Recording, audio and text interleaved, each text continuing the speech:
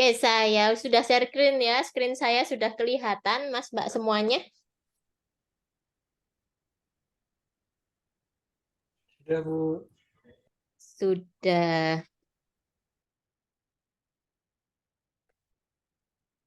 Nah, saya akan menjelaskan apa itu ruang vektor Euclid. Tentunya kalian kenal yang namanya vektor ya. Vektor itu adalah suatu apa? Besaran apa? Suatu ruas garis mungkin yang memiliki eh, besar dan arah ya. Suatu ruas garis yang memiliki besar dan arah. Seperti itu mungkin ya vektor ya. Atau apa biasanya? Pokoknya saya ingatnya dulu ya. Kalau vektor itu gaya itu merupakan vektor ya. Dibuat apa? Gambar-gambar gayanya atau suatu benda dikenakan suatu gaya. Ada gaya dorong, terus gaya dorong itu bendanya punya gaya gesek juga. Selain itu bendanya juga punya berat, berarti ada gaya berat. Lalu ada gaya normalnya. Nah, itu terus nanti ditanya resultan gayanya, alias semua gaya yang mengenai benda tersebut itu seperti apa. Lah tentunya gayanya itu punya arah-arah yang berbeda ya, arah-arah masing-masing. Lah gimana cara menjumlahkan gaya-gaya tersebut?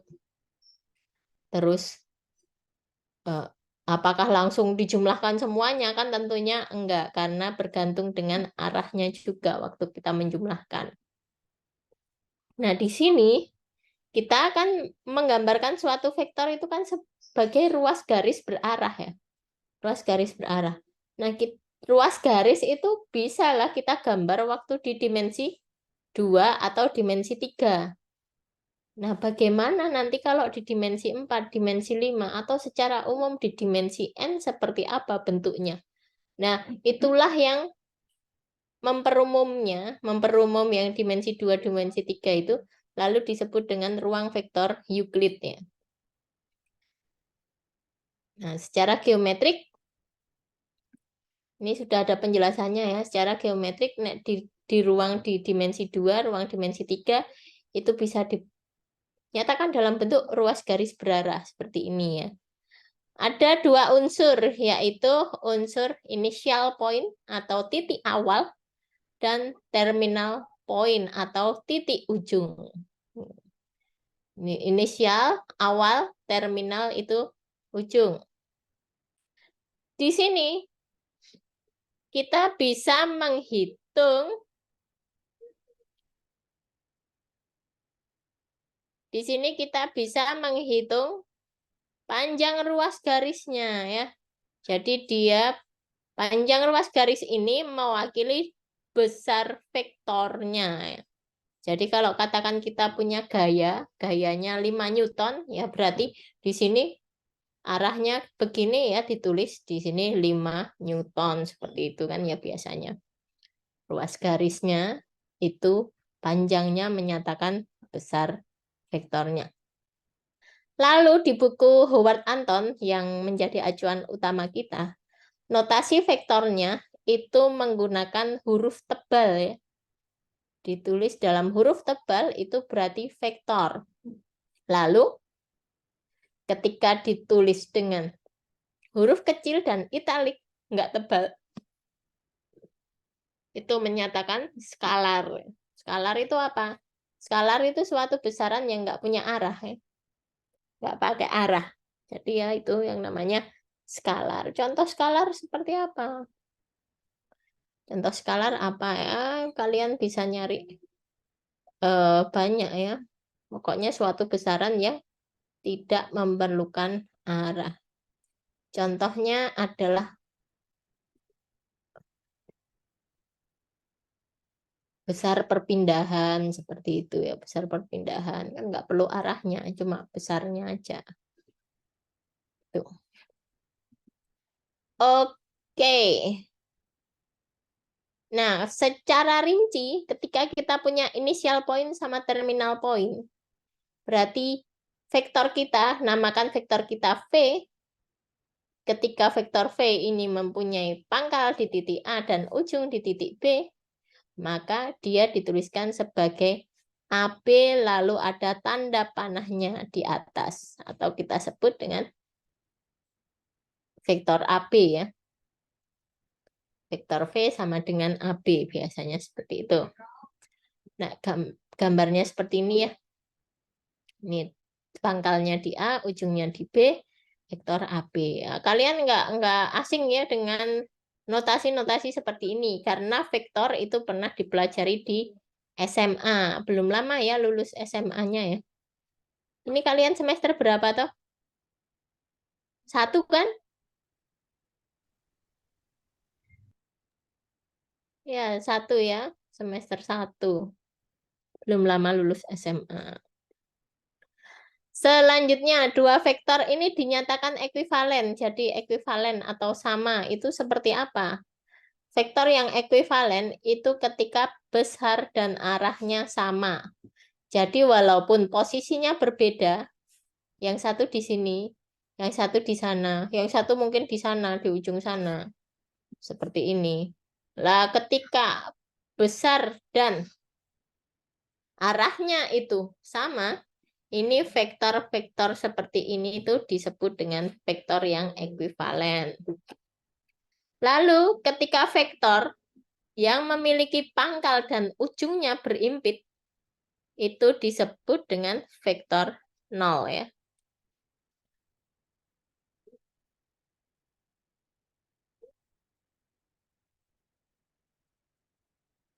Yaitu disebut dengan vektor 0.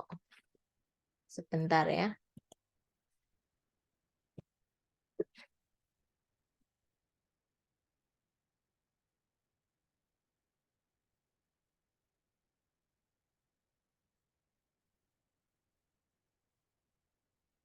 Sebentar.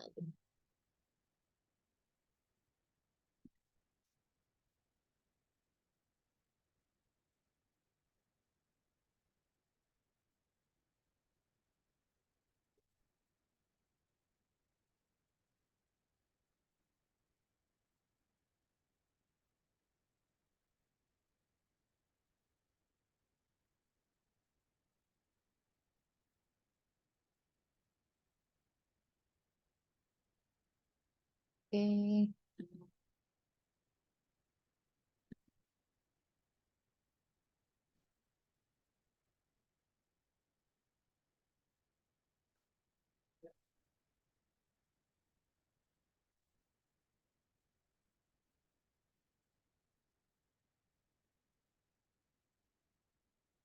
Oke, selanjutnya kita bagaimana mengoperasikan suatu vektor secara geometrik itu seperti apa? Seketika kita melakukan penjumlahan. Penjumlahan itu seperti ini ya. Istilahnya menggunakan hukum paralelogram ya. Jadi vektor kita menjumlahkan dua vektor. Langkah pertama adalah mengimpitkan kedua ujungnya. Pangkal, maaf. Di kedua pangkalnya diimpitkan. Jadi vektor V sama vektor W yang awalnya mungkin berjauhan dan arahnya berbeda, itu impitkanlah pangkalnya. Pangkalnya diimpitkan, lalu dibuat jajaran genjang. Nah, hasil jumlahan vektor tersebut itu adalah ini. Gitu. Atau pakai aturan segitiga.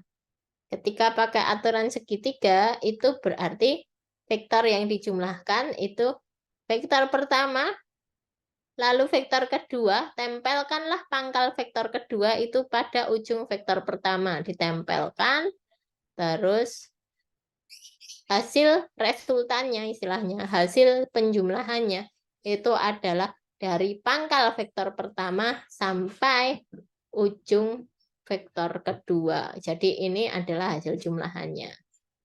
Gitu. Jadi kalau misalnya kita lihat ini V tambah W tambah V, itu hasilnya sama. Komutatif sifatnya berarti ya. Lalu untuk pengurangan, jadi pengurangan itu sama aja ketika kita menjumlahkan tapi terhadap kebalikannya. Kalau kita punya vektor V, arahnya ke sana dengan besar segini ya, maka minus V itu hanya kebalikannya. Arahnya dibalik. Tapi besarnya masih sama. Berarti kalau kita punya vektor W sama vektor V, seperti ini. W dikurangi V, itu berarti W kita tambah dengan minus V. Jadi arahnya dibalik. Nah, W ditambah minus V, pakai aturan jajaran genjang ya, seperti ini. Gitu. Hasilnya ini. Pakai aturan segitiga.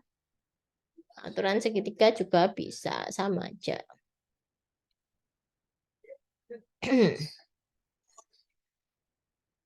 Kayak gitu. Nah, lalu untuk perkalian dengan skalar. Nah, perkalian dengan skalar ini mempengaruhi besarnya ya. Jadi besar vektornya awalnya V dikalikan dengan setengah jadi separuhnya, tapi arahnya masih sama. Dikalikan dengan 2V berarti tambah panjang aja vektornya, arahnya masih sama. Dikalikan dengan minus, arahnya berlawanan. Minus V dikalikan dengan minus 3 berarti arahnya berlawanan dan panjangnya menjadi 3 kalinya vektor V. Minus 3V seperti itu. Ada yang ingin ditanyakan dulu?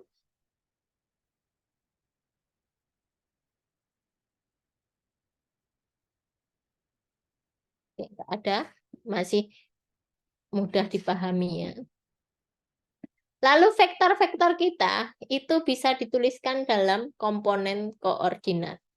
Nah, contohnya ketika kita punya vektor V seperti ini komponennya V1, V2 ya. V1, V2. Jadi komponen vektor itu adalah suatu pasangan bilangan real ini ya, pasangan bilangan real. Ujung dari vektor itu ya, di mana pangkalnya di 0,0. Jadi ketika vektor-vektor tersebut itu enggak di 0,0 pangkalnya, maka harus digeser ke 0,0 vektornya itu. Biar pangkalnya di 0,0. Jadi secara umum, kalau misalnya kita punya vektor V pangkalnya di A, ujungnya di B, maka untuk mencari komponen vektor-vektornya, itu ujung dikurangi awalnya. Ujung dikurangi initial point-nya. B min A. Untuk mencari komponen vektor. Nah, untuk sembarang bilangan asli N, nah, karena kita bisa menuliskan vektor-vektor itu dalam koordinat ya, dalam koordinat berarti ya tinggal dikembangkan aja. Ini kan kalau dimensinya 2, dimensinya 3, dimensinya 4 ya tinggal V1, V2, V3, V4. Dimensinya 8 ya, V1, V2 sampai V8. Berarti kalau kita punya sembarang bilangan asli N, katakan N itu bilangan asli, maka kita notasikan Rn itu adalah himpunan semua vektor yang bentuknya V1, V2 sampai Vn, di mana masing-masing VI ini, V1 ini bilangan real, V2 ini bilangan real, dan seterusnya sampai Vn itu bilangan real. Ini maksud dari notasi ini ya. Jadi V1, V2 sampai Vn dengan VI-nya itu berada di bilangan real untuk setiap I-nya yang dari 1 sampai N. Ini maksudnya berarti V1-nya di R, V2-nya di R, dan seterusnya sampai Vn-nya juga di R. Nah, contohnya seperti apa berarti anggota Rn? Ya, mudah saja ya contohnya.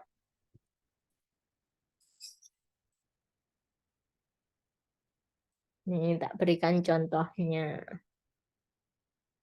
Kalau seperti ini kelihatan enggak? Slide-nya kelihatan ya depan ya?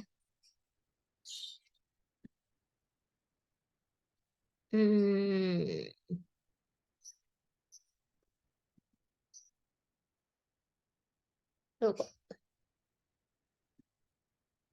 kelihatannya. Oke.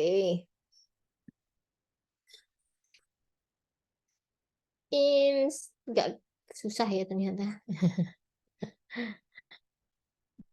Ini mau saya taruh di bawah. Misal ya.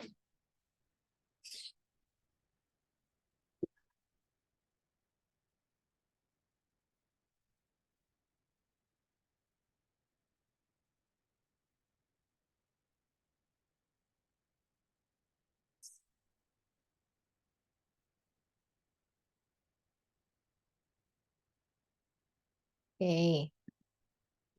Kita buat contoh. Kita punya vektor V.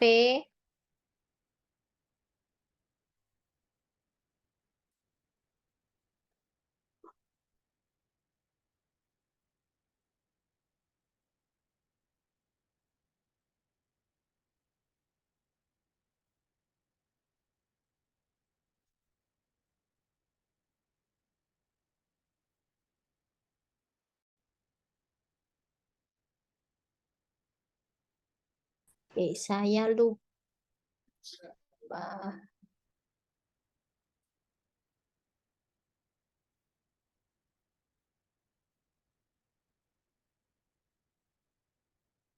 P sama dengan, kok seperti ini ya? Nantilah kita cari. Nanti saya benerin. P sama dengan, nah ini ya kesulitannya ya. Kalau misalnya kita pakai notasi desimal itu dengan huruf apa bahasa Indonesia ya, karena sama-sama pakai koma. Jadi V ini nggak mesti 1, 2, 3,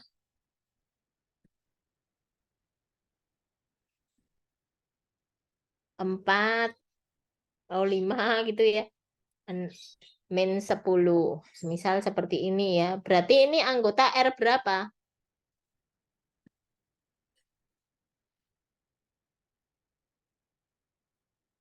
Anggota R. Tulisannya jadi seperti ini ya. Pakai ini aja. P sama dengan 1, 2, min 4, 0, 0. Semisal seperti ini. Ini berarti dia anggota R berapa? N-nya berapa ini berarti? N-nya berapa, Mas, Mbak? Di chat boleh. Kalau nggak mau nggak mau. Oke, N-nya 5 ya. Kalau misalnya nih saya punya P yang lain ya. P misalnya saya namakan V2. Ya, V2 sama dengan 1,2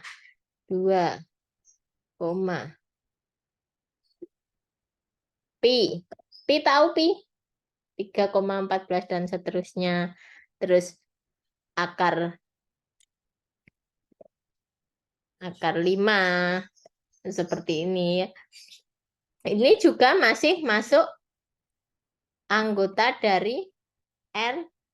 R berapa kalau seperti ini? 1,2 pi akar 5. Ini masih anggota dari R berapa? N-nya.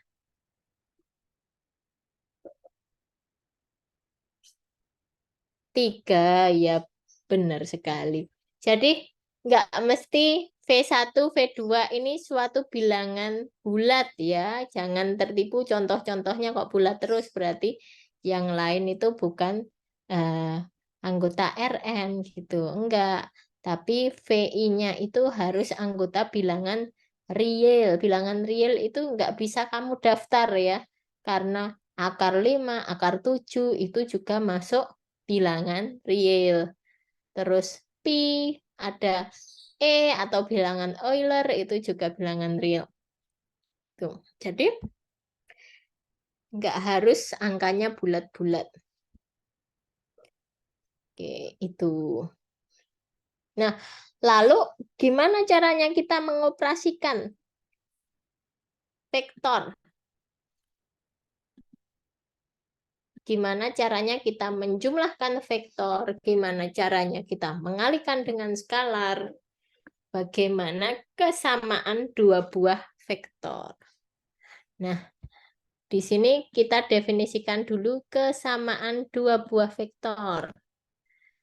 Vektor V sama vektor W itu dikatakan sama atau ekuivalen ketika komponen-komponen vektornya yang seletak itu sama. Jadi kalau vektor V 1, 2, 3, vektor W juga 1, 2, 3, itu berarti vektornya sama.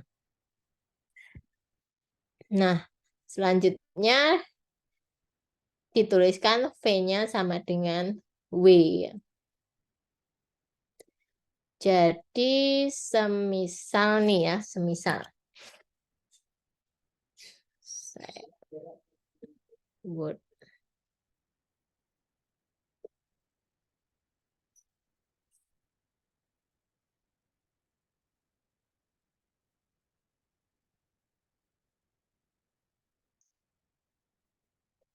Saya akan berikan contoh ya.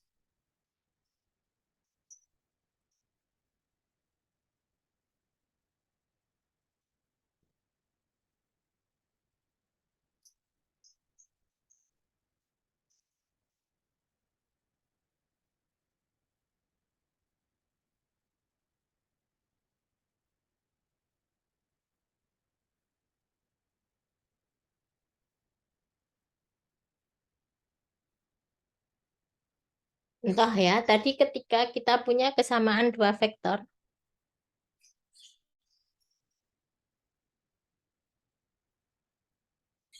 kesamaan dua vektor ya. Kesamaan dua vektor itu ketika komponen-komponen yang serta itu sama. Komponen seletak itu sama. Berarti katakan kalau V-nya 1, 2, 3, W-nya itu 1, 2, 3, ini vektor yang sama. Vektor yang sama. Sekarang kalau saya punya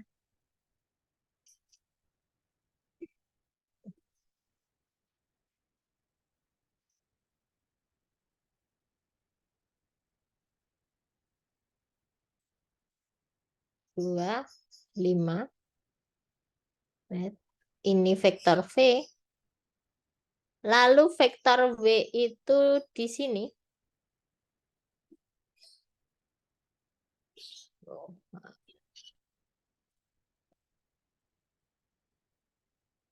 Vektor W itu pangkalnya di sini 2,-1.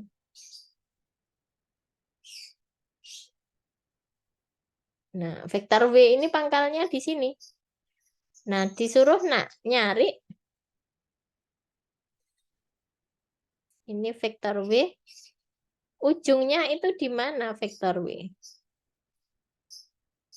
Nah, ujungnya ini di mana? Di mana ujungnya? Gitu. Jika diketahui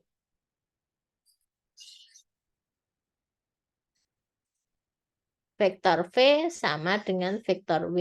Ya, bagaimana? Coba dipikirkan terlebih dahulu. Jadi kalau kita tuliskan P-nya itu komponennya 2,5. W-nya itu komponennya berapa biar sama 2,5. W-nya ini kan melalui titik AB ya.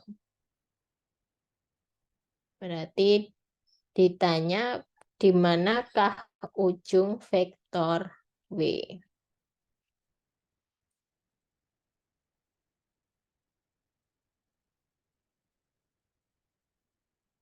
Katakan ini titik A, ini titik B, berarti yang ditanya adalah B-nya itu sama dengan berapa, koma berapa.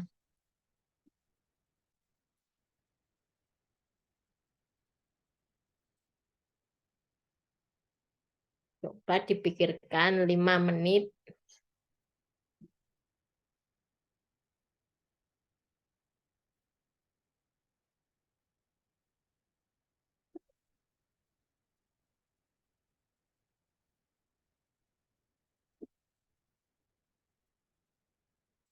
Oke, kita cek kalau gitu ya. Ingat tadi ada yang bilang, oh komponen vektor W adalah 4,4. Bukan. Komponen vektor W itu ya 2,5. Bedakan komponen vektor. W itu tetap 2,5. Komponen vektor itu apa sih? Komponen vektor itu jadi kamu menghitung vektornya itu diasumsikan pangkalnya itu di 0,0. Jadi kalau pangkalnya nggak di 0,0, buat mencari komponen vektornya itu kamu harus geser dulu. Vektor ini ke 0,0. Jadi itu ya, bedakan. Tapi kalau koordinat titik B-nya, jadi kan yang dicari kan sebenarnya koordinat titik B-nya, bukan vektor B. Kalau misalnya ditanya vektor B, komponen vektor B, berarti maksudnya ini dari pangkal sini ke sini, gitu. Itu koordinat komponen vektor B. Tapi kalau koordinat titik B, nah ini yang ini kita cari ya. Carinya gimana? Kita tahu kalau kesamaan vektor itu ketika komponennya sama. Vektor B ini nggak tahu di mana, tapi kan kita tahu W itu kan sama dengan AB. Ini ya tadi. Lalu AB itu sama dengan B dikurangi A. Koordinat B dikurangi koordinat A ini ya. W-nya itu sama dengan V. Berarti W kita harus 2,5. Oh iya, nulisnya juga boleh seperti ini ya, vektor tuh. Dalam bentuk matriks. Boleh seperti ini. B-nya, B-nya nggak tahu nih. Misalkan B-nya adalah XY. Dikurangi A-nya adalah A-nya min 1, salah, 2 sama min 1. Nah, tinggal dipindah ruas ya buat mencari B. Berarti XY sama dengan ini ya, 25 ditambah 2 min 1. Berarti jawabannya 4. Nah, seperti ini. Benar ya jawaban teman-teman sekalian. Mungkin ada yang bingung apa yang dimaksud kalau saya nyebut komponen vektor sama koordinatnya. Oke, ya sama-sama. Mas Mbak apa Mas ini ya? Basla Mauladani. Oh, Mas. Oke. Seperti itu. Tuh kesamaan dua vektor. Lalu untuk penjumlahannya, Penjumlahan vektornya itu sama kayak jumlahin yang kalian tahu ya. Jadi per komponennya dijumlahkan. V1 tambah V1, V2 tambah V2, dan seterusnya. Kayak jumlahin matriks kan, per komponennya dijumlahkan.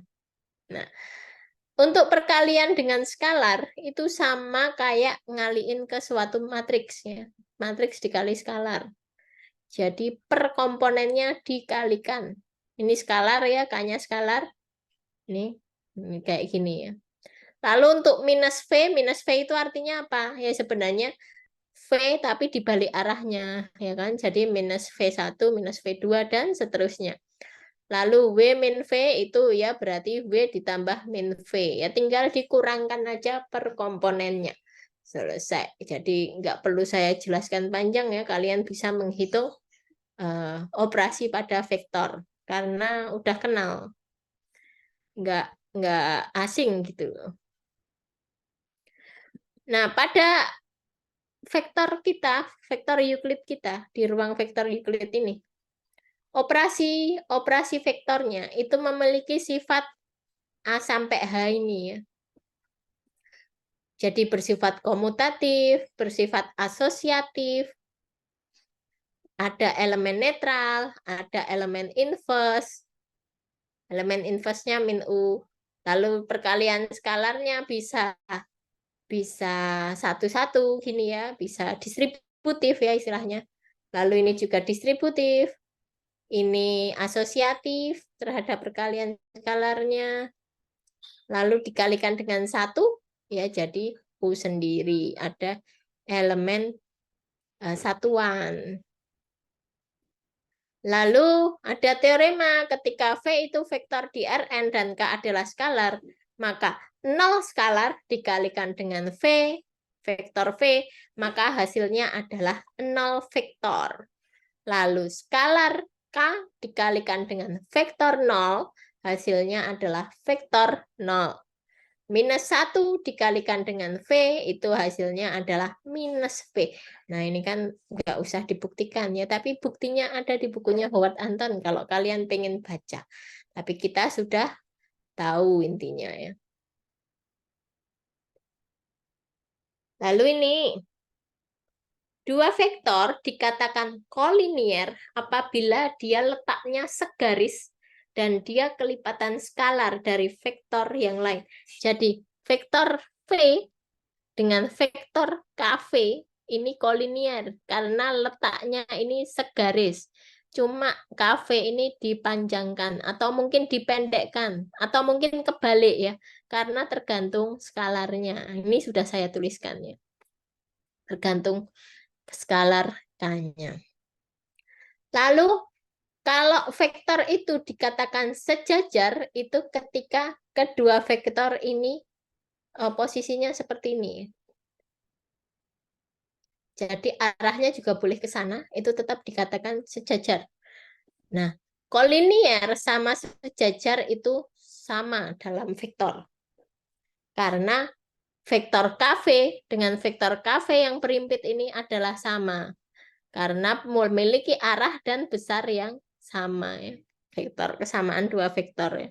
Jadi walaupun tempatnya jauh, kalau punya besar dan arah yang sama, itu tetap dinyatakan vektor yang sama.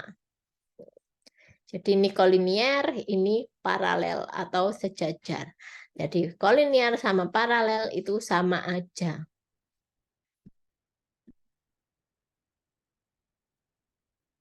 Nah, sekarang kita mengenal norma pada vektor. Norma pada vektor. Apa itu norma ya? Bukan aturan ya.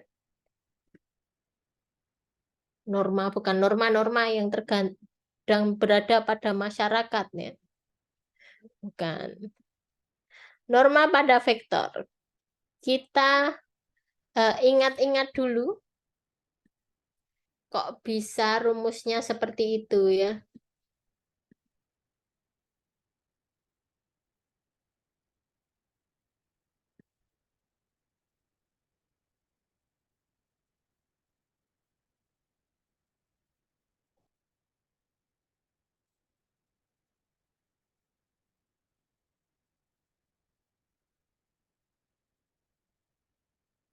Kita ingat-ingat lagi. Bagaimana cara menghitung besar suatu vektor.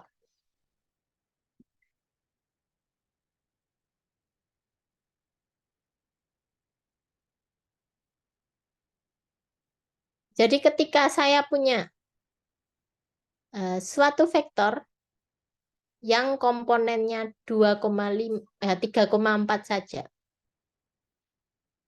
Saya punya vektor V seperti ini.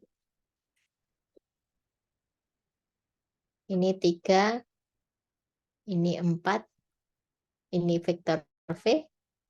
Ketika kalian disuruh menghitung panjang vektor V,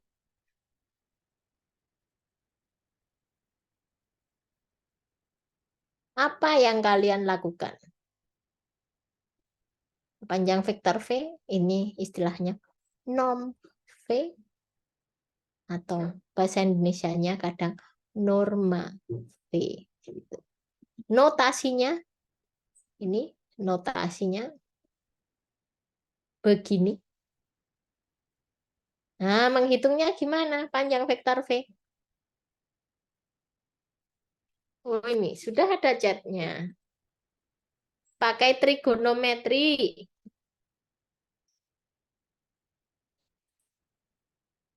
Oke, agak bingung soalnya di bawah. Ini di atas semua ya. Pakai trigonometri. Coba Mas Hilman, gimana maksudnya pakai trigonometri? Bisa on mic, Mas?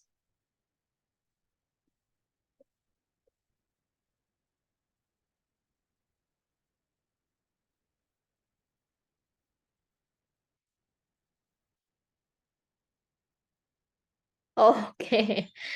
Ada kamu bisa tuliskan di chat mungkin maksudnya apa? Berapa sih besarnya wes? Tak tanya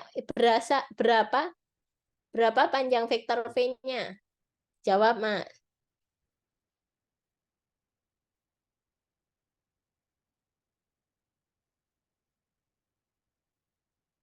Berapa panjangnya ini? Mungkin yang lain juga bisa ngetikkan jawabannya ya. Panjang vektor V-nya berapa? Panjangnya 5, Bu. Pakai R kuadrat sama dengan X kuadrat plus Y kuadrat. Oke, benar. Itu rumus apa ya namanya? Rumus Pitagoras ya, Pitagoras. Terus berarti kalau misalnya V ini kan punya komponen, katakanlah 3,4, itu kalian menghitungnya kan seperti ini ya. Menghitungnya panjang V itu akar 3 kuadrat ditambah 4 kuadrat gitu kan ya. Kalau saya punya vektor V kita itu sembarang ya. Sembarang misalnya saya punya vektor V, nah, asal ini aku ya. V, kita punya V komponennya adalah V1, V2. Jadi ininya V1, ininya V2. Berarti untuk menghitung panjang vektor V-nya itu adalah akar V1 kuadrat ditambah dengan V2 kuadrat. Seperti itu ya. Berarti kalau saya punya V-nya itu komponennya ada 3, V1, V2, V3, berarti panjang vektor V-nya itu akar V1 kuadrat tambah V2 kuadrat ditambah V3 kuadrat. Kalau misalnya V-nya saya punya di V1, V2, V3, dan seterusnya sampai V100, ya berarti menghitung panjang vektornya itu ya akar V1 kuadrat ditambah V2 kuadrat ditambah dan seterusnya sampai V100 kuadrat.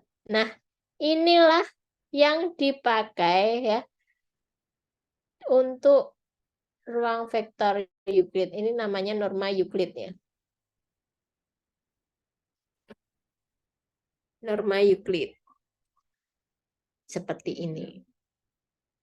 Jadi ketika kita punya vektor kita itu Rn, N-nya dimensi ya, jadi kita punya vektor V, V1 sampai Vn, maka norma dari V, atau panjang V, atau besar V, yang dinotasikan dengan ini ya, 2 garis ini, didefinisikan dengan rumus akar V1 kuadrat tambah V2 kuadrat ditambah dan seterusnya sampai Vn kuadrat. Itu tadi motivasinya ya. Dari kalau di dimensi 2 kita ngitungnya pakai Pitagoras ya.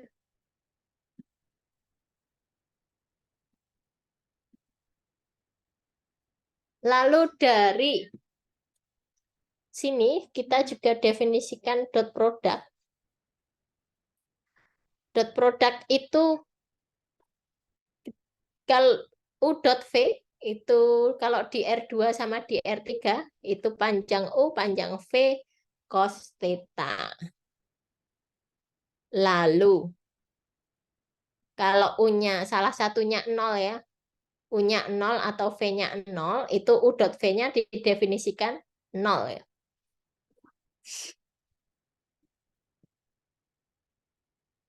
Lalu kalau misalnya kita perumum ke Rn, dot produknya seperti apa ketika kita punya komponennya dari 1 sampai N. Tentunya kita nggak bisa menghitung sudutnya ya, sudutnya. Kita nggak bisa membayangkan sudut di dimensi yang lebih dari 3. Nggak bisa membayangkan sudutnya seperti apa. Tapi kita bisa memperumum rumus ini ya. Rumus ini ke Rn. Rumus ini di R2, R3 itu ekuivalen atau sama dengan ketika U dot V-nya itu jadi U1 V1 ditambah U2 V2. Jadi mengalihkan setiap komponennya lalu dijumlahkan. Kita kalikan setiap komponennya dijumlahkan itu sama. Di sini sama dengan yang ini. Kalau nggak percaya bisa dilihat di bukunya Howard Anton, ada buktinya itu. Jadi kita itu bisa menghitung U dot V ketika diketahui panjang masing-masing vektornya dan sudut yang dibentuk antara kedua vektor tersebut, atau jika panjangnya tidak diketahui tapi komponen-komponen vektornya diketahui, nah kita bisa menghitung U dot V-nya dengan rumus yang nomor 17 ini. Jadi tergantung sama soalnya yang kita mau pakai yang mana. Ketika panjang vektor diketahui, sudut diketahui, maka pakai rumus ini. Ketika sudut nggak diketahui, panjang vektor nggak diketahui, tapi kita tahu komponen-komponen vektornya, maka kita hitung U dot V-nya pakai ini. Nah, perlu dikasih contoh nggak? Nah, sebenarnya mudah saja ya.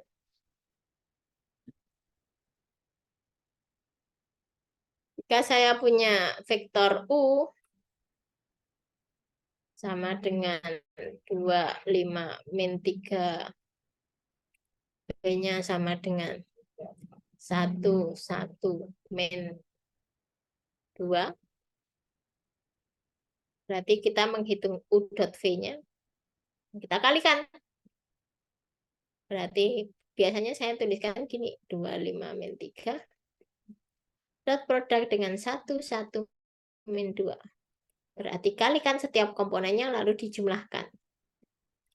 2 kali 1 tambah 5 kali 1 tambah min 3 kali min 2. Berarti 2 tambah 5 tambah 6 alias 13 gitu.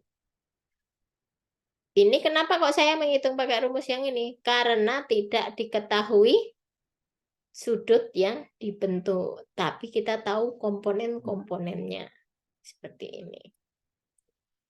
Langsung pakai rumus yang dot seperti ini. Tapi kalau diketahui panjang dan diketahui vektor UV itu panjang U-nya sama dengan 3, panjang V-nya sama dengan 5, lalu sudut antara U sama V itu sama dengan 30 derajat, nah, maka kita bisa mencari U dot V-nya itu pakai panjang U panjang V cos. Ini sudut yang dibentuk U sama V, ini sudut alfa.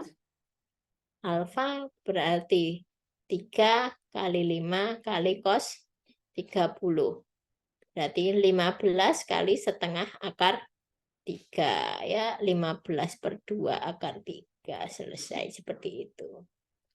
Itu ya caranya. Tapi ketika kita punya soal seperti ini ya, diketahui komponen-komponennya, kita juga bisa menghitung sudut yang dibentuk antara U sama V. Caranya gimana? Kan U dot V-nya tahu ya, U dot V-nya ini. Kita bisa menghitung panjang U, kita bisa menghitung panjang V. Panjang U-nya berarti akar 4 tambah 25 tambah 9. Panjang V-nya berarti 1 plus 1 plus 4. Ini akar 6, yang ini akar 13 tambah 25, 38. Lalu kita ketahui U dot V-nya sama dengan 13. Berarti 13 sama dengan panjang U, panjang V, cos alfa ya. Berarti cos alfanya itu 13 dibagi akar 38 kali akar 6. Nah, di sini berarti alfanya kamu tinggal nyari inverse-nya ya. Inverse-nya dari 13 per akar 36 38 kali akar 6. Nah, dicari inverse-nya ini berapa derajat gitu. Jadi sudutnya bisa dicari. Jadi secara analitik kita malah bisa mencari sudut yang dibentuk antara dua vektor di dimensi yang tinggi ya. Dimensi yang lebih tinggi. Kalau dimensinya 5 tetap bisa menghitung sudutnya. Tapi ketika kita pakai gambar secara geometri, kesusahan nyari sudut vektor yang di 5 dimensi. Susah. Kita nggak bisa gambarnya. Itu. Lalu di sini ada sifat-sifat dot product. Dot product itu U dot V sama dengan V dot U dan seterusnya ini ya banyak sifatnya. Simetri, distributif, homogen, positivity, distributif juga. Lalu 0 dot V itu hasilnya 0. Ya, distributif ya. Dengan skalarnya seperti ini. Itu. Saya ada yang nggak usah deh. Ini. Lalu di sini ada pertidaksamaan Cauchy-Schwarz. Jadi jika U dan V adalah vektor di Rn, maka panjang U dot V itu kurang dari atau sama dengan panjang U dikalikan dengan panjang V. Ini bukan panjang U dot V, tapi nilai mutlak U dot V itu kurang dari sama dengan panjang U dikalikan dengan panjang V. Nah, kenapa seperti itu? Bukti.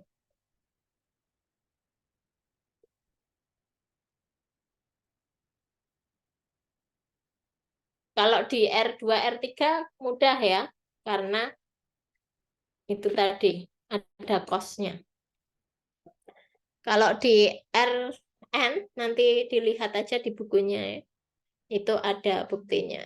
U dot V sama dengan panjang U panjang V cos alfa. Nah, karena cos alfa antara min 1 sampai 1, maka U dot V-nya pasti kurang dari itu. Itu bisa dilihat buktinya dengan jelas. Tapi kita langsung pakai aja ya. Kalau bukti-bukti itu biasanya saya jelaskan di prodi matematika. Kalau saya ngajar di prodi matematika, saya jelaskan tentang bukti-buktinya. Kalau di prodi teknik elektro, bukti-bukti ya nggak usah lah ya. Lalu ada hukum paralelogram. Jika U dan V adalah vektor di Rn, maka panjang U plus V kuadrat tambah panjang U min V kuadrat sama dengan 2U kuadrat ditambah V kuadrat. Itu gara-gara sifat ini aja. Kalau kita punya V, itu sama dengan V1, V2, dan seterusnya sampai Vn, maka kita punya panjang V itu sama dengan akar V1 kuadrat ditambah V2 kuadrat ditambah dan seterusnya sampai Vn ya, kuadrat. Lalu di samping itu, kita juga punya kalau V dot V, karena V-nya diketahui komponennya, toh, V dot V itu adalah V1 kali V1 ditambah V2 kali V2 ditambah dan seterusnya sampai Vn kali Vn. Atau sama dengan V1 kuadrat tambah V2 kuadrat tambah dan seterusnya sampai Vn kuadrat. Nah, ini kalau kita kuadratkan, itu kan sama dengan V1 kuadrat tambah V2 kuadrat tambah dan seterusnya sampai Vn kuadrat kan? Berarti sebenarnya V dot V itu sama dengan norm V kuadrat. Ini jadi apa namanya? Dasar untuk membuktikan sifat ini. Jadi yang perlu kita ingat adalah panjang V kuadrat itu adalah V dot V. Inner product. Dot product. Nah, selanjutnya kita akan membahas tentang vektor-vektor yang ortogonal atau vektor-vektor yang saling tegak lurus. Dua vektor itu dikatakan saling tegak lurus atau ortogonal ketika dot produknya itu hasilnya 0. Nah, kalau kita punya vektor 0, berarti vektor 0 itu selalu tegak lurus ke semua vektor karena hasil dot produknya selalu 0 ya. The zero vector in Rn is orthogonal to every vector in Rn. Nah, karena apa? Semuanya kalau dikaliin 0 hasilnya 0. Lalu kita membahas tentang bagaimana memproyeksikan suatu vektor U ke vektor yang lainnya. Di sini vektor A.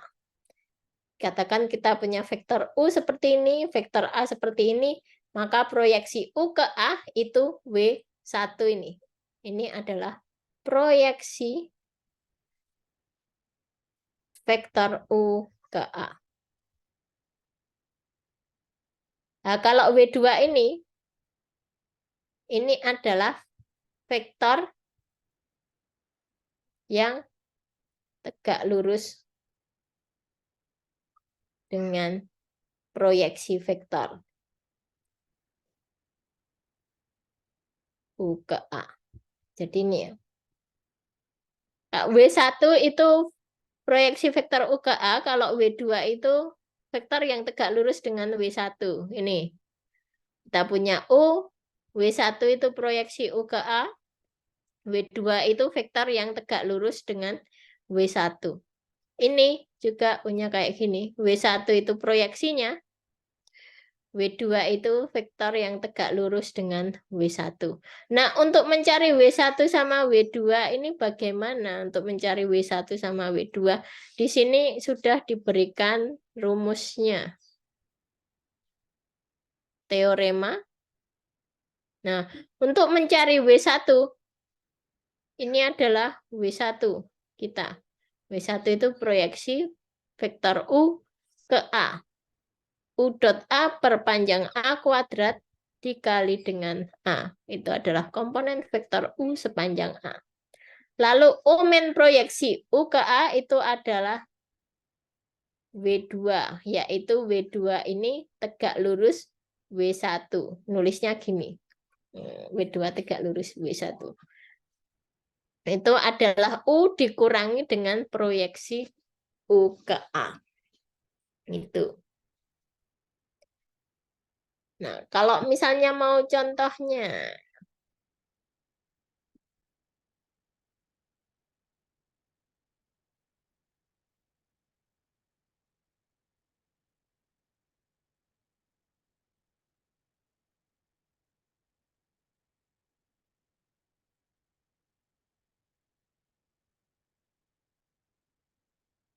contoh, saya mau menghitung proyeksi U ke A dengan U-nya sama dengan 1 min 1, 2, dan A-nya sama dengan 3, 2, 0. Nah, seperti itu. Nah, berarti dari rumus tadi, proyeksi U ke A itu sama dengan U dot A per panjang A kuadrat dikali A. Ya kan? Berarti kita hitung panjang A-nya. Panjang A-nya itu adalah akar, ini biar enak ya, diganti 4 aja. 3 kuadrat plus 4 kuadrat plus 0 kuadrat alias hasilnya 5 ya. Berarti kita punya U dot A, U dot A-nya itu dikalikan komponennya dijumlahkan. 3 ditambah min 4 ditambah 0. Berarti hasilnya min 1. Berarti kita dapat min 1 per 5 kuadrat ya. Dikalikan dengan A-nya 340. Berarti min 1/25 dikali 340. Alias min 3/25 min 4/25 terus 0. Gitu. Berarti kita punya hasil proyeksinya U ke A itu seperti ini. Sementara ini kan W1. Berarti kalau W1 itu kan kita punya U gini. Kita punya A. Ini U. A. Nah ini gini. Proyeksinya. Kalau kita mau mencari yang tegak lurus, tinggal U-nya kita kurangkan dengan proyeksi U. Berarti kalau mencari W2, U min proyeksi A. U ini sama dengan U-nya. 1 min 1, 2. Kita kurangkan dengan min 3/25, min 4/25, dan 0. Ini hasilnya adalah 28/25. Lalu ini ada min 25 ditambah 4. Min 21/25. Lalu ada 2. Ini berarti yang tegak lurus. Ini W1-nya, ini buat nyari W2-nya seperti itu. Begitu cara menghitungnya. Kira-kira ada kesulitan nggak?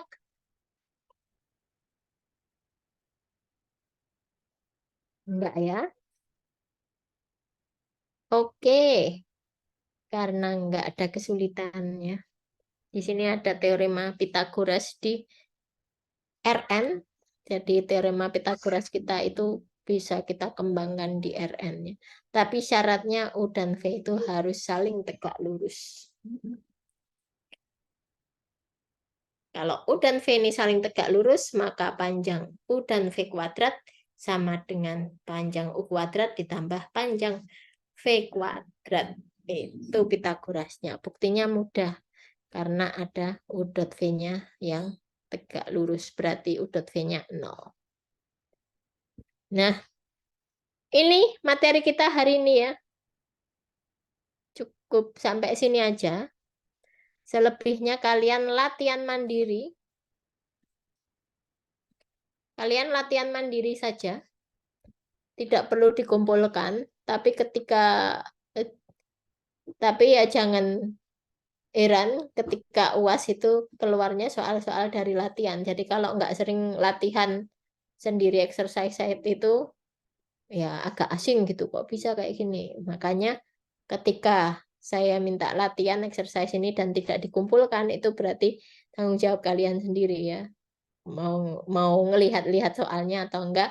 Lalu di pertemuan berikutnya, kalau ada kesulitan itu bisa didiskusikan di pertemuan berikutnya. Jadi kita bisa banyak diskusi nanti. Oke, seperti itu. Ada yang ingin ditanyakan? Ini slide-nya akan saya kirimkan ya.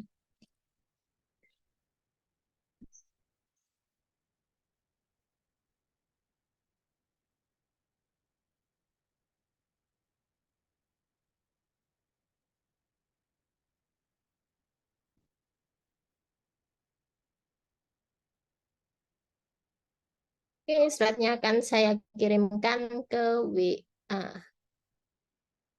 Ya,